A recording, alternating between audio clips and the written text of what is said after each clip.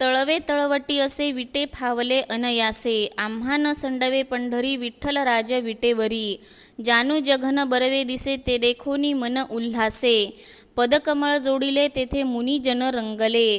कासे कसिला पितांबरू चरणी ब्रिदांचा तोडरू, नाभी कमळी जन्म असे ब्रह्मादिका अपैसे. हस्तकडगे बाहुवटे विठोबा शृंगार गोमटे, अंगी चंदनाची उटी ते देखोनी मन संतुष्टी.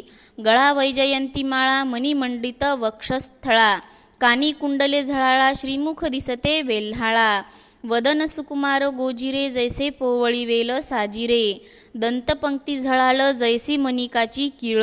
नाशिक मनोहर दिसे जैसे वोतिलेसे मुसे, लोचन बरवे विशाळ श्रवणी कुंडले झळाळ.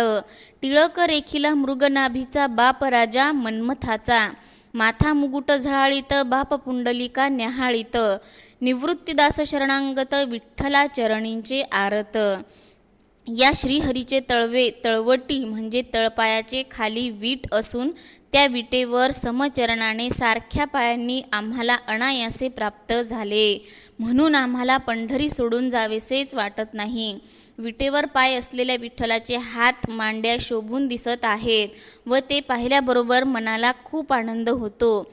ज्याच्या चरणकमळाच्या ठिकाणी ऋषीमुनी रंगून गेले, जो पितांबर नेसला असून ज्याच्या पायामध्ये तोडर अलंकार घातला आहे, ज्याच्या नाभी कमळापासून ब्रह्मदेवाची उत्पत्ती झालेली आहे, ज्याच्या हातातील कडे तसेच इतर अलंकार त्या सुंदर शृंगाराने तो सुशोभित दिसत आहे, ज्याच्या अंगाला लावलेली चंदनाची उटी पाहून मनाला खूप समाधान होते, ज्याच्या गळ्यांमध्ये वैजयंती माळा घातलेली असून छातीवर रत्नमणी शोभत आहे, कानामध्ये रत्नजडित कुंडले झळकत असून ज्याचे श्रीमुख सुंदर दिसत आहे, ते मुख पोवळ्याप्रमाणे सुंदर शोभत आहे, माणिकाच्या कांतीप्रमाणे ज्याचे दात चकचकीत आहेत, ज्याचे नाक मनोहर सर्व सौंदर्यांनी भरलेले दिसत आहे, ज्याचे डोळे सुंदर व विशाल आहेत, ज्याच्या कानामध्ये कुंडले झळकत असून यांच्या कपाळाला मृगनाभीच्या कस्तुरीच्या टिळा शोभत आहेत, असा तो पंढरीराय मदनाचा पुतळा दिसत आहे,